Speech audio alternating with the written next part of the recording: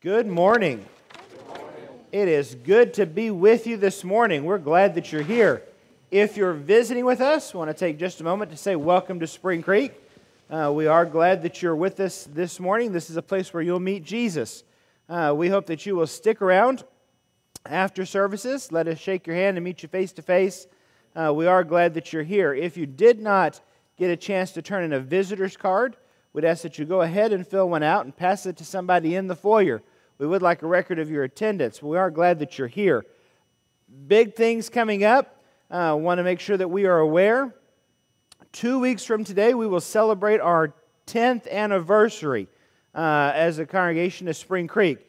And so that morning, there'll be a lot of things that happen. We'll have a combined Sunday morning Bible class here in the auditorium. We will meet together for worship and talk about what it means to celebrate the future and talk about what it is that God is doing. We will stay for lunch, okay, and eat. And so we'd invite you to stick around and stay for lunch.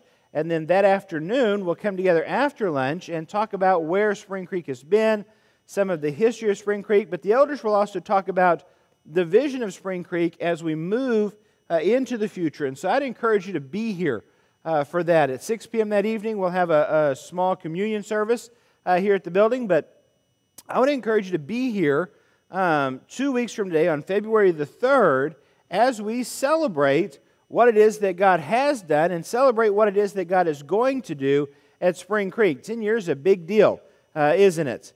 And I'm excited about doing that and excited about being here together and doing that. We do need you to RSVP. Do need you to either shoot Delphine an email or call the church office. That way we can plan for food, okay? So if you don't RSVP, you don't eat. And so we're keeping a list. I'm just letting you know. No. But dude, let us know if you're coming, if you're bringing family. Make sure that you talk about it with friends. That'd be a great day just to give somebody an introduction to Spring Creek, what we're all about, where we've been. It'll be a great time. Remember that next week is SC 101, so during Bible class time, I'll be teaching in the fellowship hall, and we'd invite anybody that's looking at placing membership, that wants to know more about the Spring Creek congregation, that has questions, or just wants a refresher on how we view spiritual growth and how we view what it is that God is doing here, is invited to join me in the fellowship hall at 10 o'clock next week. But glad that you're here. Like I said, big things going on, big things happening, and so make sure that you've got your calendars marked and are ready to go. We're going to talk this morning again about Jesus Impossible and talk about what it is that Jesus overcomes in our life, what it is that Jesus works through in our life to do the impossible, to make us His, to call us into relationship. This morning I'd invite you to turn over to Luke chapter 2. We're going to, in just a minute, begin to read out of Luke chapter 2 and talk about verses 40 to 52 as we talk this morning about age.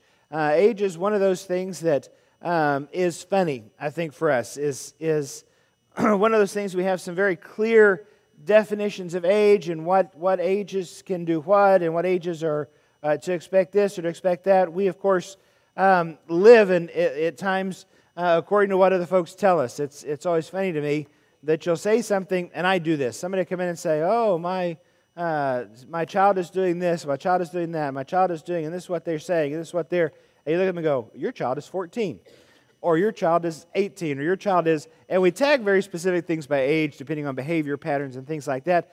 But I think that age is something appropriate for us to look at in terms of how we are the body of Christ and in terms of how we relate together with each other. See, age is one of those things that I think sometimes we look at and say, my age, depending on whatever it is, I'm too young, I'm too old, I'm too in the middle, I'm too this, I'm too that, I'm too the other, is one of those places where we say, age can sometimes make it impossible for me to be or to do all that God expects of me. I'm too young to do something, to be something that God is calling me to be. I am too old to do what I used to do that God was calling me to do. Because of my age and my stage of life and because of what's going on, I don't have time because of my...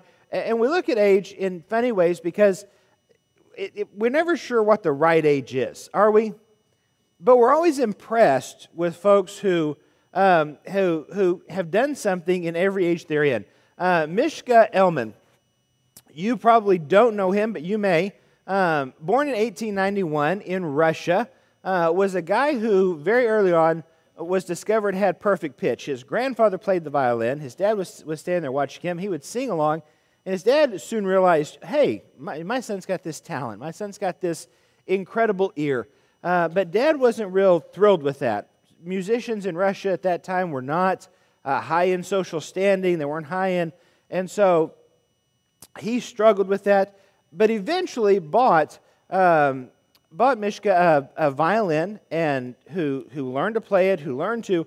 Well, at age 11, Elman was accepted in the St. Petersburg Conservatory of Music as one of the youngest members ever to belong to that body at that time, and excelled. The guy in charge of the school made arrangements for him. By the end of his 11th year, of age 11, he was scheduled to play with the Cologne Orchestra, but he went, and the leader of the orchestra, Eduard Cologne, looked at him and said, "I do not play with children. I never have, and I don't plan to start now." He looked at Elman and said, "No, he is not old enough to play in the orchestra. He's not old enough to play with us. He's not old enough to do that." His talent didn't matter. His ability to do the music didn't matter. His age is what defined him at that particular point in time. At age 12, Elman went on to Berlin, where he debuted in Germany, became a huge success. At age 13, he went to London, and the same thing. They embraced him in London and loved what he did. At the age of 17, he played Carnegie Hall in America. And was an immediate success. At the age of 20, he toured Australia for a time, and they left him there. In 1923, he moved back to America, became a citizen, lived in New York, produced in the mid-40s more than 2 million records of violin music, was a huge success. Continued to play and to perform.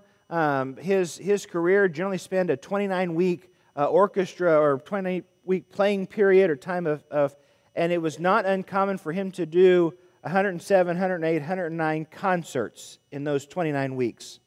Okay, an incredible workload. Well, in 1968, April 5th, 1968, Elman got up that morning at the age of 77, went into practice, was preparing for a concert, was preparing to play with this fellow, went home after practice, and died that afternoon. Okay? Worked with music almost every day of his life. Music defined who he was, defined what he loved, defined what he did. As he was nearing the end of his life, although they didn't know, but he was age 72, 73.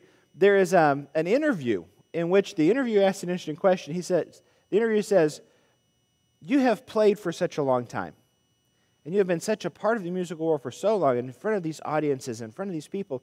He said, "Is your reaction today from the audience different than your reaction when you were 11 and 12 and 13? What have the years done? How have the years changed the reaction?"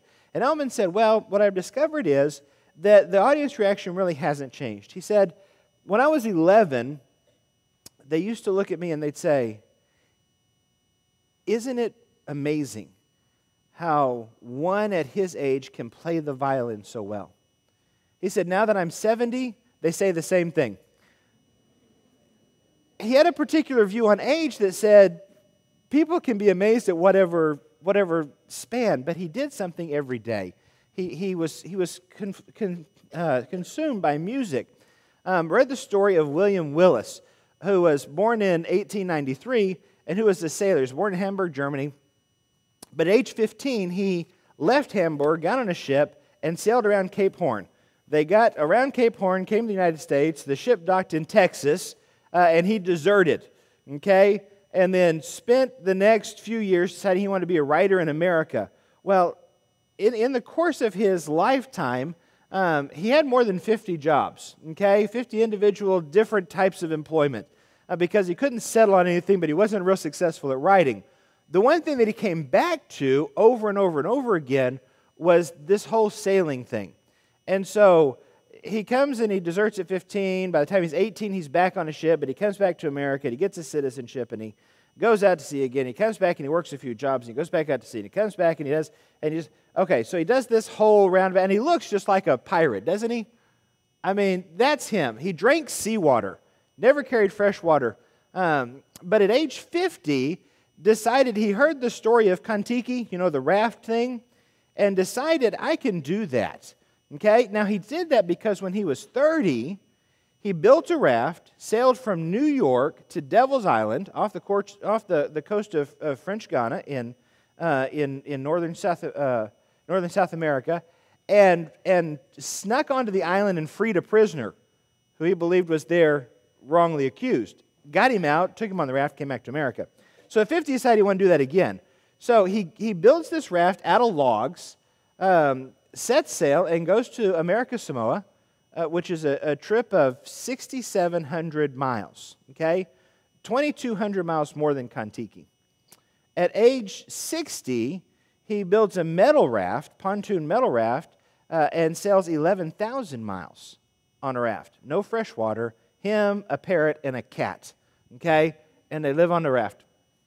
At age 74, or at age 70, he does the same kind of a voyage, and he says, I do this in order for people to see that age doesn't matter. He said very specifically in protest to age limits on things like retirement and things like work and things like there's nothing that can stop a person no matter what his age.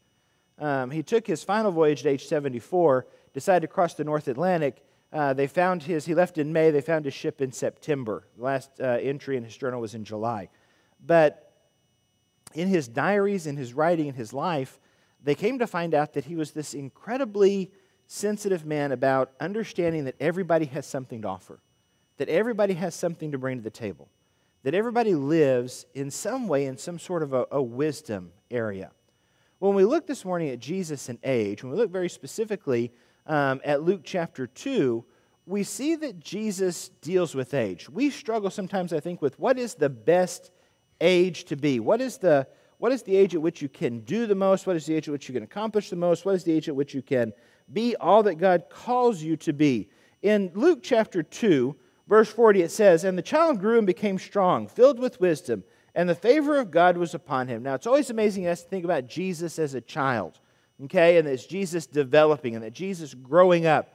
But Jesus did that. Now, we look at Jesus sometimes we go, all right, we struggle with this whole humanity, God thing, because how much of Jesus is human and how much of Jesus is God? How much of God is in him? Jesus does some very incredible things, right? But I think that the context of the passage, as it sets up, says, I want you to see Jesus, okay, in this regular developmental cycle, that he's growing up. He's 12 years old in the next verse, okay? And so 12-year-old boys, 12-year-old young men, are not generally folks that we expect great things of, are they? I mean, you can be honest about that. At 12 years old, we're generally looking at them going, they'll grow up one day, right? Someday they'll be something. Someday they'll outgrow where they're at. Someday we do that. This is the stage that Jesus is in. I understand the culture is different. They'll expect more from him, something different from him in terms of who he is. But he's still 12, right? Verse 41.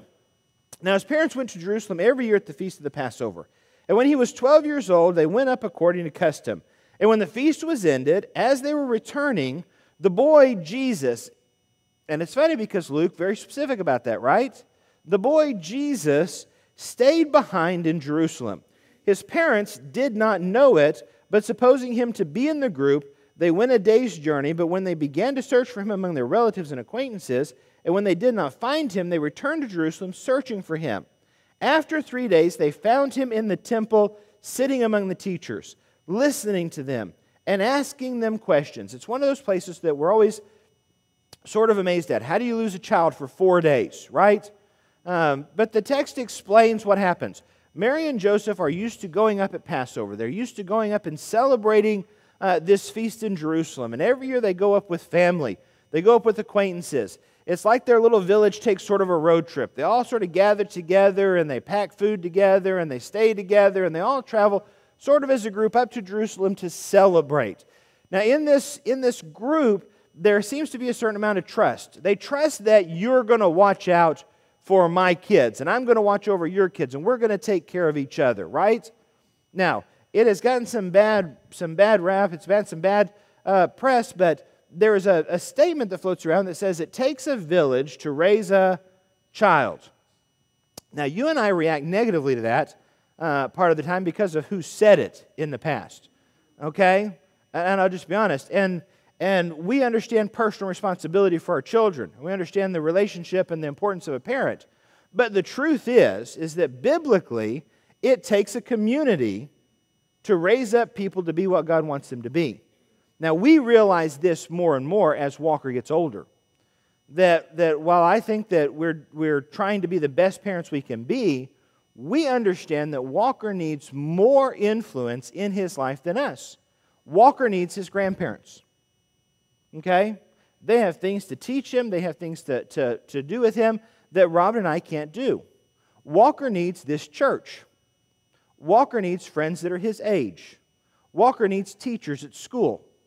Walker needs people besides us to help him develop to be the man that he needs to be. It takes a village. It takes a community to help someone reach their full potential. Okay? Jesus lives in this place. He lives among this community of people where there are a lot of folks that are responsible. How do Mary and Joseph miss Jesus? He's supposed to be with everybody else, but he's chosen not to be, right? But he's connected. He's supposed to be in this relationship, supposed to be accountable. The good thing about community, the good thing about this accountability is in that everybody watches out for each other. Everybody has something to do with each other. Everybody knows who each other are. Everybody appreciates each other for who they are and what it is that's going on, right? But Jesus decides to stay behind in Jerusalem, and he spends 3 days sitting in the temple among the teachers. Now, it's one of those interesting phrases, sitting in the temple among the teachers. The temple is where scholars go to talk, and it's where people who have lived a long time with God go, and it's people who are used to being authority on the law of God, on the will of God, and what's going on. And for 3 days, Jesus sits in their midst. They don't kick him out, okay? He sits in their midst and he asks questions, and he speaks with them, and he talks with them.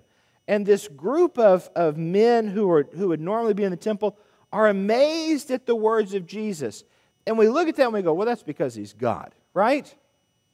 And so what we tend to do is we tend to dismiss Jesus, the 12-year-old, to be replaced by Jesus, who is the eternal God. Now, here's the truth. Jesus is the eternal God at that moment in time. But the truth that goes hand in hand with that is Jesus is 12 years old, and he has something to say. Now, most of us listen to that and go, I don't know about that, because what does a 12-year-old have to teach me? Well, if a 12-year-old is not God, nothing, right? That's what sometimes our society says. See, our society looks at our children and says they'll grow out of it. They'll grow up. One of these days they'll become civilized, and there's truth in those things. But don't overlook somebody because of their age. When Paul writes to Timothy, he says what? Don't let anyone look down on you because of your youth. You have it within your ability to live a life of purity. You have it within your ability to live a life of integrity, to live a life of love, to live a life that speaks to the people around you. So live that way. Be that man. Be that person. Jesus sits in the temple 3 days, talks with these people, and they are amazed at what it is he has to say. Here's a guy, he's 12 years old, he's answering these things. When his parents saw him, verse 48, they were astonished, and his mother said to him, Son, why have you treated us so? Behold, your father and I have been searching for you in great distress. And he said to them, Why were you looking for me? Did you not know that I must be in my father's house? And they did not understand the saying that he spoke to them. And he went down with them and came to Nazareth and was submissive to them. And his mother treasured up all these things in her heart. And Jesus grew and Jesus increased in wisdom and in stature and in favor with God and man. The parents of Jesus come to Jesus and picture the scene. They're sitting in the temple. Jesus is surrounded by what we assume to be older, scholarly men, teachers of the law, and they're talking to him, and they're listening to him, and there's this exchange of back and forth, and there's this discussion that's going on in this Jewish way, and the parents walk in, and they're astonished. There's something amazing going on here. Jesus is with these people, and then what do? They get on to him, don't they? Criticize him. Where were you at? Why weren't you where you're supposed to be? Why weren't you? Now, is that a parenting thing to do? Sure. Is it appropriate? Yes. Well, I don't know. It's Jesus. I don't know about this. Mary is his mother. All right? Let's not miss that point. Mary walks in and says, son, you are not where you're supposed to be. Okay? How would you like to be in a position where you could ground Jesus? This is where Mary is at. All right? We expected you. And Jesus stops and says, where did you expect to find me? Here's what I came to do. I came so that I could walk in this place and so that I could intersect the life of people. And I've chosen to do that in God's house. I have chosen to do that in the temple. Jesus says, I have come to bring folks into relationship. I've come to meet with people of all ages, and I've chosen to do that in the house of God. I've chosen to do that in worship. I've chosen to do that in study. I've chosen to do that in shared faith within this community of people.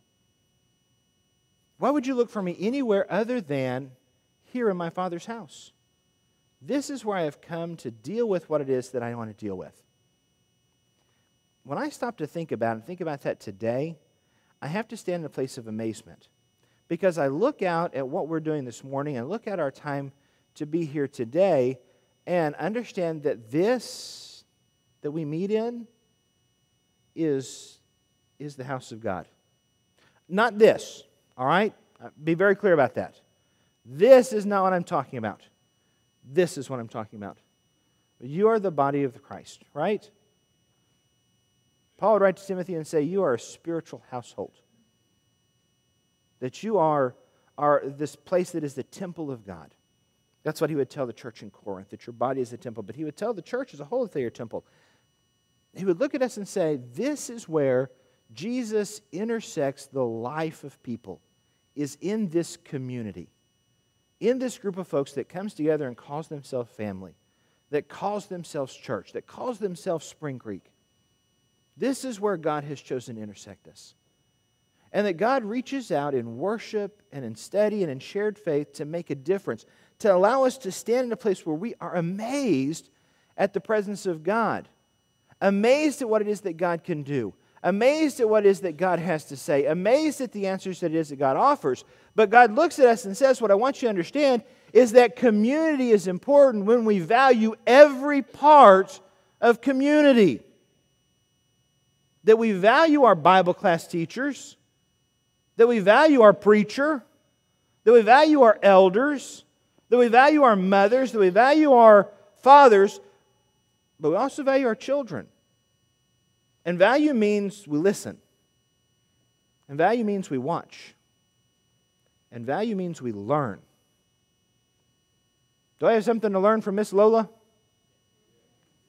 I do, don't I? Now, for those of you who don't know Miss Lola went over the century mark a while ago. Okay? I just want you to know that. She's proud of that, right? Am I in trouble? I am? Okay. Just like to know up front. I value who she is. I value what she has to offer. Now here's the question. Does she have something to learn from me? Oh, I don't know about that. I don't know. I'm so young. I'm not sure that she has anything to learn from me. We do that though, don't we? I can't teach somebody something. I'm too young to do. I'm not done. Right? Does she have something to learn from Jonathan Martin? Really? Jonathan, how old are you? Almost 17. See how we do that? He doesn't even like his own age. Almost 17. I'll grow out of it, right? You can teach something to Miss Lola? He's going, I don't know. He doesn't want to say it in front of her, but he thinks, yeah, I can teach them this. Only if Miss Lola is willing to listen, right? Jonathan has something to teach me? Only if I'm willing to listen. But that's the way that works. I can't teach Jonathan unless he values me as part of his community, unless he values me as part of his village, unless he values me as part of his family. I can't learn from him if I don't value the same things.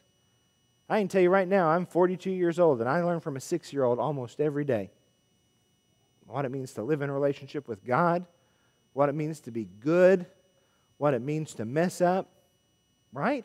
Because he has something to teach. Our babies have something to teach. Our 40-year-olds have something to teach. Our 50-year-olds have something to teach. Jesus intersects life in the house of God, intersects life in the church, and he does the impossible.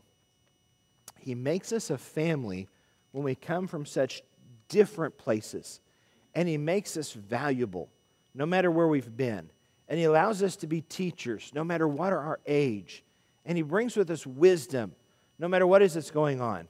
Can you imagine, wisdom with always what's going on, can you imagine for just a moment what it would be like if we lived in this ideal place, if we lived in a place where wisdom is valued, respected, noticed, encouraged, and praised?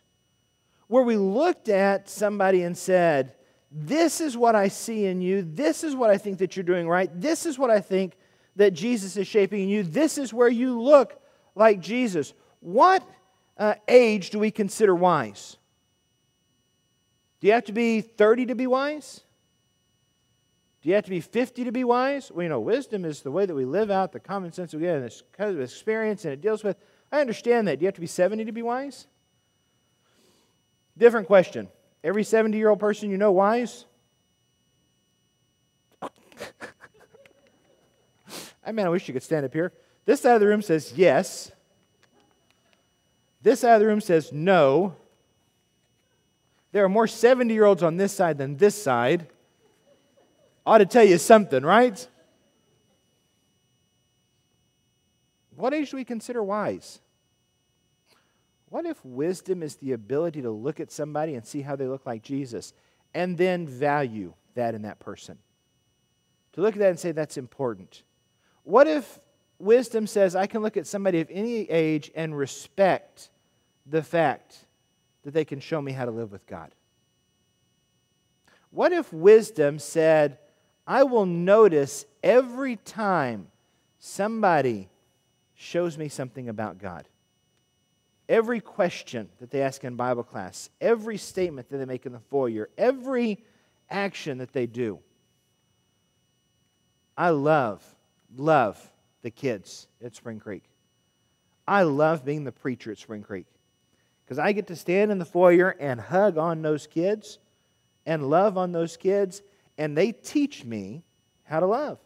And they teach me how to be transparent. And they teach me how to be a better person. What if I noticed that in all those hugs? How many times does some child hug you and you go, oh, that's nice. Oh, that's warm. Oh, that's friendly. You need to stop and see what it's teaching you. Maybe that's what wisdom does. Maybe wisdom encourages that action. Maybe wisdom encourages more questions. Maybe wisdom encourages more involvement. Maybe wisdom praises the fact that God is on the move in His church, that God is on the move in this place. Can we imagine what Spring Creek would look like if we were that people? I don't think that's hard to imagine a lot of times. Because I think that looking at it, you do a pretty good job at honoring each other. That you do a pretty good job at loving each other. That we do a pretty good job at investing in our kids and investing in our senior citizens, our sunshiners, and investing in our families. I like the way that we invest in the lives of kids on Sunday nights as we bring them up and get them over that fear of being in front of a crowd. I love the way we continue that on Wednesday nights as we help our young men stand up and begin to lead singing. I love watching as we invest in new song leaders in any age, new people in worship in any age. I love to watch how we invest with each other's lives at game night on Tuesday nights, where a variety of ages get together. Now, it could be more ages. Everybody's always welcome, right? Everybody's always invited, but it's a place to share life and to value how it is that we're living. I like the fact that our young professionals met yesterday and that we've decided to invest in that place and that they're growing together and that they're going to walk together in relationship. I'm glad when our generations cross boundaries. So I'm glad when at baptisms our youth group sits with Miss Lola and Miss Rose. And I like when we stand together in service. And I like when because that's the way we need to be. See, Jesus came and said, a lot of times the world will say it's impossible for you to be whatever, for you to be in business, for you to be this, for you to be that, because of your age.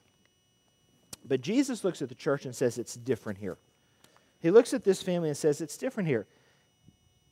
God is at work in this place in every individual that's here.